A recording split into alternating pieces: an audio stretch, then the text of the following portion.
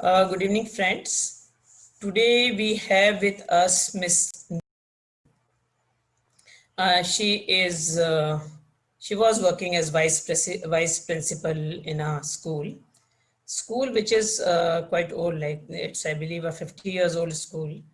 They have more than 1,500 children, and she has come up, quite high from where she started in her life. Language, she might choose any of the language. Feel free to choose the language you are comfortable with and whatever way you want to express yourself. Thank you. She would be talking to all of you about her own journey. The journey of highs, the journey of lows. The journey is basically, the endeavor is to talk about a journey of a woman. You are a child and educating yourself, going up to those high ups in the mind that I would do this and that you get married, maybe sometimes it may be a dream marriage, and where it takes you to, you put in all of yours in the marriage, and then the ups and downs of the marriage, sometimes the roller coaster ride, how much you lose as a person in that marriage yourself, how much you consume yourself as a person in the marriage. Is it really worth it? Uh, Questions, maybe sometimes you have answers, sometimes you may not have the answers. The effort here is like we keep talking people, we keep talking, those individual lives to search for these answers. Like, is it right? It is really needed for you to completely forget yourself, completely put yourself for a relationship, for an institution. And so what if finally at one day, one stage of your life, you are told, sorry, I can't live with you anymore. Is it really easy to start afresh? And what should you do? Should you now then put in your rest of the life contesting litigations? Forget? And so many things. It is not as if she got all the answers. She is still, in the journey of searching the answers, finding the solutions. But we thought it would be, it would be good to hear her out. I believe so many who, like you all who would be listening to her, might be able to relate on different junctures of her life, different, her mistakes, her attempt to find solutions. Did she find the solutions? How much wrong she herself has gone? Idea is not at all, since the litigations are still pending, and idea is not at all to malign the other side. That we will do in courts, not here. Idea is not that. This is her self quest. So nothing to do with the man about maligning himself, or why during pendency of the litigation. Yes, the litigation doesn't stop you to talk about the matter in public forum, and this is for us in-house discussion, right? So please come over, feel free, talk freely like we feel talk at home, or you talk to me otherwise in person. Our one-to-one conversation, feel that free, use whatever language you want to use, right? Most welcome. Thank you, Shobha ji.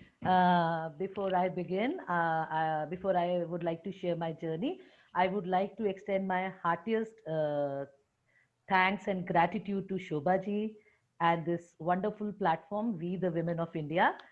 So, because as Shobha ji said, free to speak, this freedom of speech, this is only why I'm sharing this platform. It's only because of Shobha ji that I am here in front of you all. And now I would like to express my journey.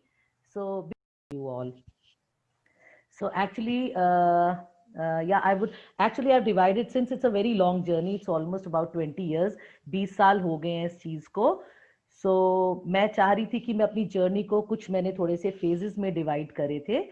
So my first phase starts from 2000, say 2000, from 2000 to 2010. So I belong to a middle class and well-educated family. We were three siblings. I was born and brought up in Jammu, and छोटा सा town है Jammu. तो वहाँ पे मेरी पढ़ाई हुई. I did my graduation, my BCom from there. I was good qualified person. So like every other girl, she has her dreams and aspirations. मेरा भी था, मुझे air hostess बनने का बहुत शौक था, because I love to travel and I love to explore so many things. So I wanted to pursue that passion. But I think I was waiting in the year 2000. I was waiting for my final year result. So during this time, my in-laws from Delhi, they visited us in Jammu, and उन्होंने उनका एक ही बेटा था. सो उन्होंने अपने बेटे के लिए मुझे इसी during while I was waiting for my result कि माय रिजल्ट्स मेरे आ जाएं, सो इसी ड्यूरिंग फिर हमारी बात पक्की भी हो गई. सो पेरेंट्स भी चाहते हैं कि बच्चे जल्दी जल्दी शादी कर ले. दो I was not very keen. अच्छा लगता था कि शादी हो जाए, सेटल हो जाए, वो भी अच्छा लगता था मुझे. And my in-laws came and they also express कि हमें डोमेस्टिक लड़की चाहिए, क्योंकि इकलौता बेटा है. And my husband was adopted son. तो मेरे इन-लॉज बड़े I would say they were very careful and particular about the fact कि they wanted a very domestic wife, domestic girl for the house, क्योंकि उन्हें लगता था दिल्ली की लड़कियां बहुत तेज होती हैं, दिस एंड दैट. सो मेरे इन-लॉज के, my mother in law, she used to run a school, she is still running a school. And मेरे फादर इन लॉ का सदर बाजार में बहुत पुराना, ऑलमोस्ट लाइक 50-60 इयर्स ओल्ड, उनका business very well established. So वो लोग थे, yeah they came and they liked me, they fixed me for their son.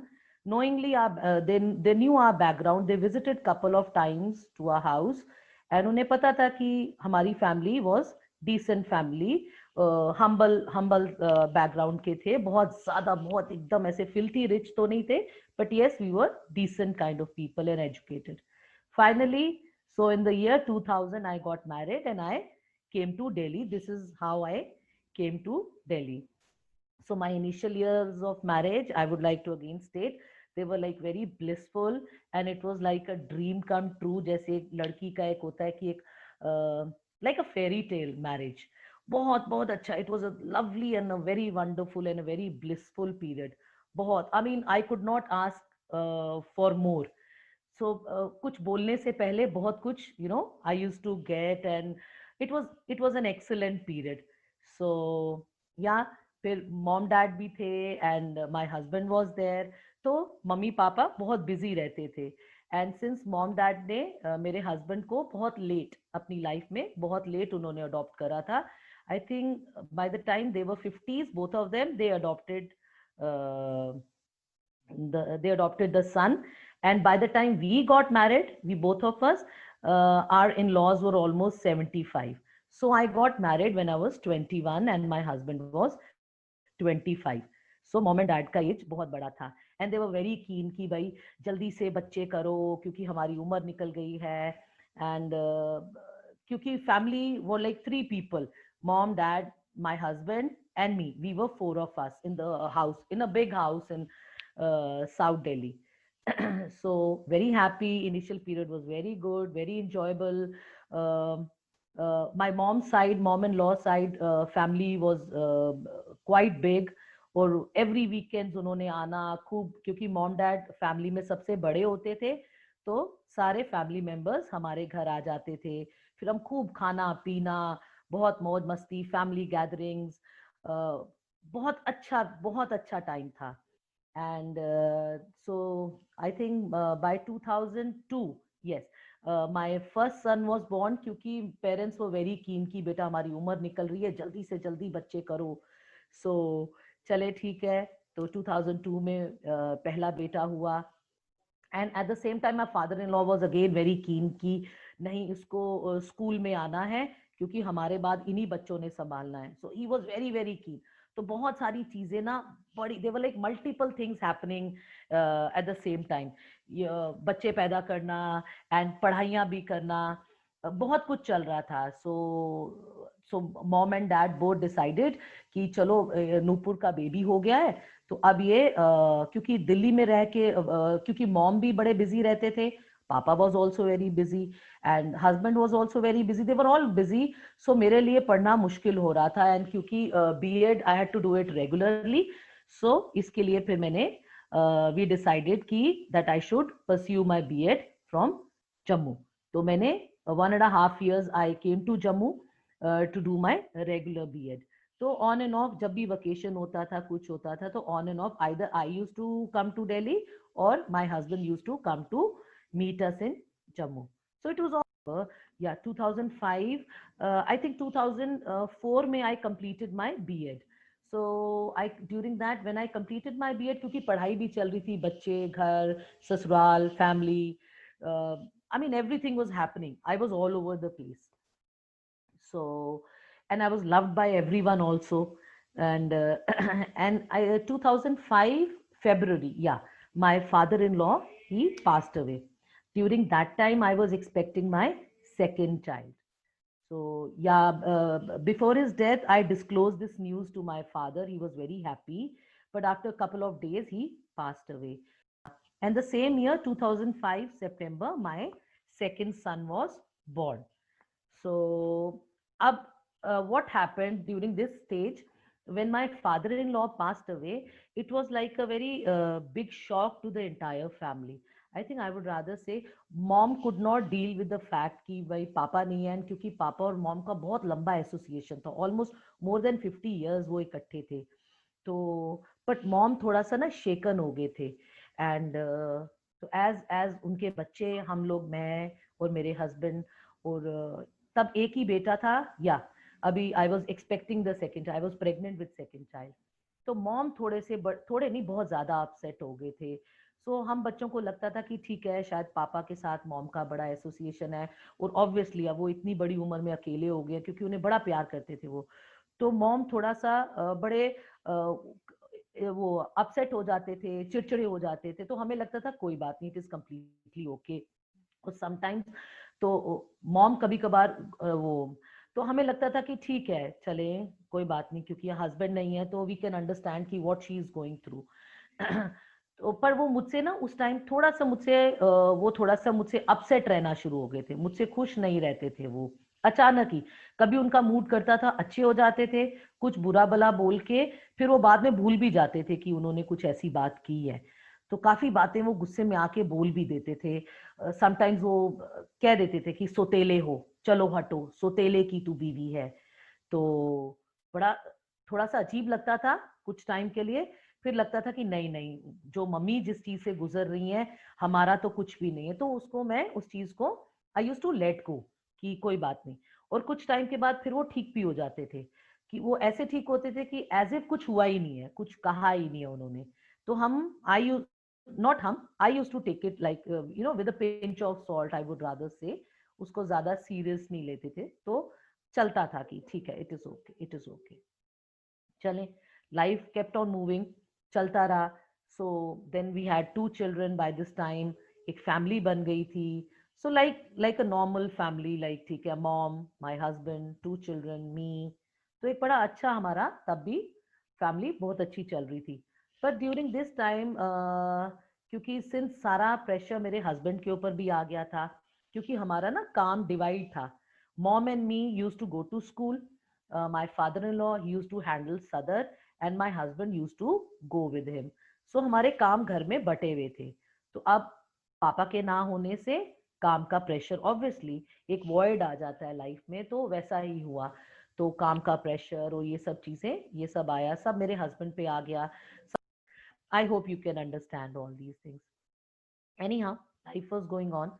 So around 2008-9, yeah, 2008-9, my son was detected with a very severe disease, some Kawasaki, it was some Japanese disease, which was Kawasaki, by the name of Kawasaki. So he was detected, and yeah, he was hospitalized, और काफी लंबा treatment था, and the treatment went for 6 months. He was hospitalized, and during this time again, yeah, everything was fine, सीधा normal चल रहा था। but मेरे husband का जो वो था, जो कनेक्टिविटी थी मेरे साथ, या थोड़ा सा, या वो था, वो थोड़ा सा ना डिस्कनेक्ट हो रहे थे, थोड़ा थोड़ा उनका मतलब अचानक ऑन एंड ऑफ हो जाते थे. Sometimes he used to be in the best of his mood, sometimes वो थोड़े से ऑफ हो जाते थे, क्योंकि मुझे दिमाग में लगता था, मुझे ये महसूस होता था मे बी काम का प्रेशर है. एंड वो समटाइम्स उनके मूड स्विंग्स इतने जबरदस्त हो जाते थे. For the past couple of years वो क्या करते थे, मन किया नहीं, ही always stressed upon his space, since alone, I would से कि अकेले बच्चे थे ना, अकेले चाइल्ड थे, ओनली चाइल्ड थे. तो ऐसे आई थिंक ओनली चाइल्ड बच्चों को शायद वो अपना स्पेस को बड़ा प्रेफर करते हैं, पसंद करते हैं. क्योंकि हम लोग तो सिबलिंग्स थे, हम तो जब तक एक दूसरे से रोटी का निवाला छीन के ना खाएं तब तक हमें सिबलिंग्स को हमें इस टाइप की आदत होती है. तो मेरे हस्बैंड को ऐसी नहीं थी. सो उनको अपना स्पेस काफी चाहिए होता था. And I was pretty okay with his space कि ठीक है, उनका मूड करता था, मन किया तो अलग कमरे में सो गए, मन किया तो वापस अपने रूम में आ गए. तो ये उनके साथ चलता था. तो and I was also okay, मैं कहती थी ठीक है, ये उनका नेचर है, कोई बात नहीं. तो जब वो ज्यादा काम करके आते थे, काम करते भी थे, पर जब वो समटाइम्स कभी घर, उनके मूड स्विंग्स बड़े जबरदस्त रहते थे. तो लाइक ऑर्डिनरी वाइफ मुझे हमेशा ये लगता था कि शायद काम का प्रेशर है. बट काम के प्रेशर में आके वो ऐसा समटाइम्स, उस टाइम मैंने अगेन कुछ बातों को मैंने इग्नोर ही किया. वो इतनी ऑफेंसिव बातें कह जाते थे, इतना गुस्से में ऑफेंसिव कह जाते थे कि एक सेकंड के लिए इंसान को धक्का लगता है कि अरे इंसान इतना खराब कैसे बोल सकता है अपनी वाइफ के लिए, अपने बच्चों को, for no reason. So then I used to think कि अरे ठीक है, पता नहीं काम का प्रेशर होगा, सब आदमियों का नेचर होता है. सो उसको भी जाने देती थी, मैं कहती थी छोड़ो छोड़ो, it is completely okay. Any how, so 2009 में when my son was very ill, so मुझे लगता था कि भाई शायद मेरे हस्बैंड बड़े डिस्कनेक्ट हैं, या पता नहीं, क्योंकि मैं बहुत मोटी हूँ. I was approximately 105 kilos. या तो मुझे लगता था कि शायद मैं बहुत मोटी हूँ, इसलिए मेरे हस्बैंड मेरे करीब नहीं आते, या मेरे को इतना वो नहीं करते. तो इस चक्कर में मैंने I lost a lot of weight. I lost almost 40 kilos for him, कि भाई ठीक है, मैं थोड़ी सी, probably now he might like me, और मेरे पास आए या कुछ हो, you know how women are, how wives are. So I was, again I told you, I was just like an ordinary wife. And so yeah, I lost almost 40 kilos. I came down to 70 kilos. तो मुझे लगा कि शायद अब थोड़ा सा कुछ होगा. तो इस during this time my husband was doing his business in Bombay. So उनकी एक कजन थी, हिज कजन फ्रॉम बॉम्बे, उसका बहुत ज्यादा इन्वॉल्वमेंट था हमारी ना, yeah she was of my age. And yeah I was very good, she was very good to me, and like very good friends. हम बड़े अच्छे थे, अच्छे टर्म्स भी थे हमारे. But she was more close to her brother. Yeah she was his cousin. And तो वो बड़ी क्लोज थी. तो उसका बड़ा सारा इन्वॉल्वमेंट हमारा रहता था, मेरी उस मैरिज के अंदर बड़ा रहता था. उसके बाद मैं आई यूज टू ऑब्जर्व कि जब जब वो बॉम्बे जाते हैं तब तक उनका मूड बड़ा खराब हो जाता है. whenever he used to come back from Bombay, and he was not the same person, what he used to, how he used to go from Delhi, but while come, तो वो बड़े बदले हुए होते थे. पर चलो एनी हाउ, इनको भी इग्नोर करना. और इग्नोर इसलिए करती थी क्योंकि बच्चे, एजुकेशन, अपना काम, अपना पढ़ाई लिखाई, अपनी भी परस्यू करना होता है. तो बहुत कुछ इन्हीं सब चीज़ों में I was to involve, and I did not want to pay any attention, to be very honest. ये सब सोच के बड़ा नेगेटिविटी फीलिंग आता था. तो मैं I could not afford to just cloud my mind with so much of negativity. तो मैं सारी चीजों को ना आई गई कर देती थी कि कोई बात नहीं, it is okay, it is okay, चले. एनी हाउ, फिर आई थिंक 2010, या so the girl was already married. She was married to her lover only, the person whom she loved, and she got married to him. And हमें याद है कि उनका बहुत आना जाना होता था हमारे यहाँ पे दिल्ली में, हमारे घर पे ही रहते थे. और my husband used to go there and frequently visit Bombay. तो वो हमारे यहाँ पे बड़ा फ्रीक्वेंट था आना जाना. पर आई रिमेम्बर 10 years बैक, इसी टाइम दिसंबर की टाइम की बात है, they came, since they were very close to us, and they came to our house, and we had decided for a family vacation.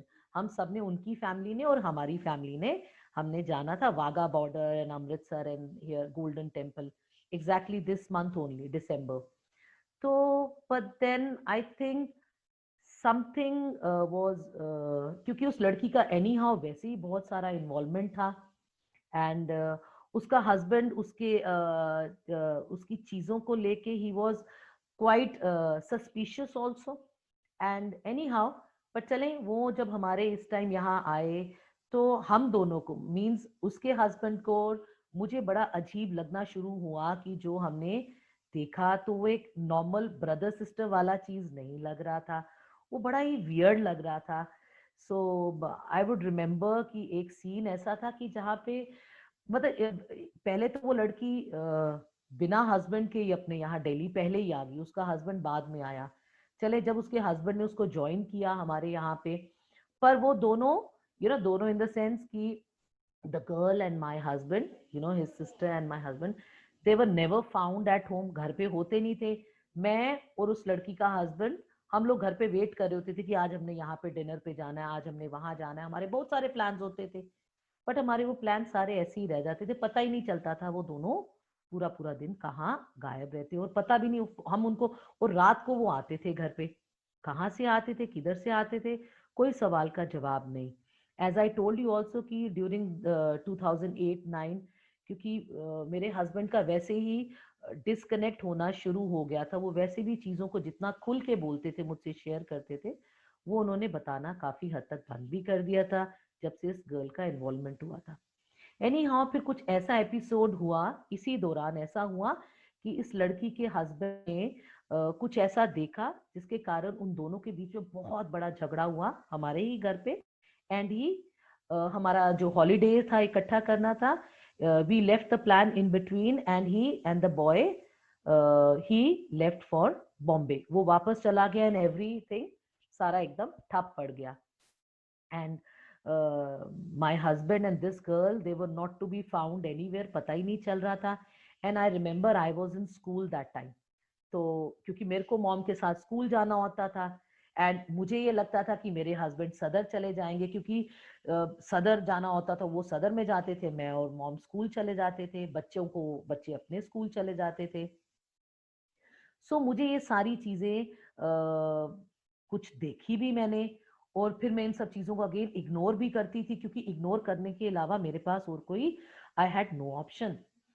तो क्योंकि अगर मैं जरा सा सोचूं भी तो वो एक किस्म का शक करने वाली बात होती है, और वो मैं अगेन अपने दिमाग को साइड नहीं ले जाना चाहती थी.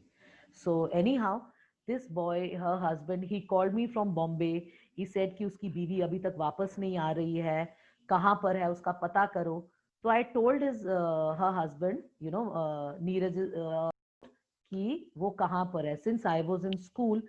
So the husband was very upset. He was very upset and he wanted to know the whereabouts about his wife. So मुझे पता नहीं था इस पूरे एपिसोड का, क्योंकि मैं मॉम के साथ स्कूल में थी और बहुत सारा घमासान हो रहा था. This girl refuse to go to Bombay. वो अपने पति के पास नहीं जा रही थी. She decided to stay on. तो बहुत सारा तमाशा हुआ, तो नहीं समझ आ रहा था. And then my mom was also there, and I, she was also witnessing the entire scene. And समझ नहीं आ रहा था कि ये चल क्या रहा है, हो क्या रहा है. बट एनी हाउ, क्योंकि मॉम बड़े थे, तो उन्होंने कहा मैं सारी चीज़ों को मैं अपने तरीके से हैंडल करती हूँ, मैं संभालती हूँ. सो क्योंकि बहुत सारा मेरी लाइफ में एकदम ऐसे एकदम हलचल सी मच गई थी मैरिड लाइफ में, समझ नहीं आ रहा था हो क्या रहा है. सो क्लैरिटी नहीं दिख रहा था. And I clearly remember this incident when I was very upset and I was बहुत टूट चुकी थी. नहीं समझ आ रहा था कि मेरे हस्बैंड मुझे, मेरे फोन क्यों नहीं उठा रहे, मेरे फोनों का जवाब नहीं दे रहे हैं, कहाँ पर है. मैं स्कूल में हूँ, मैं स्कूल में काम भी नहीं कर पा रही थी.